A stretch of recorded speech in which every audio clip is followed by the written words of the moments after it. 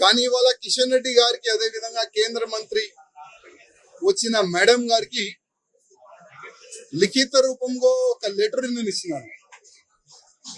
కిషన్ రెడ్డి గారికి ఒక మాట చెప్పి వస్తున్నా. కిషన్ రెడ్డి గారు, మీ చేతి నుంచే ఇవాళ భారతీయ జనతా పార్టీలో నేను జాయిన్ అయినా. నేను నా రాజీనామా మీ చేతికి ఇస్తున్నా, ప్లీజ్ మీరు యాక్సెప్ట్ చేయండి అని కిషన్ రెడ్డి గారికి ఒక లెటర్ ఇచ్చి వస్తున్నా. Resign letter party.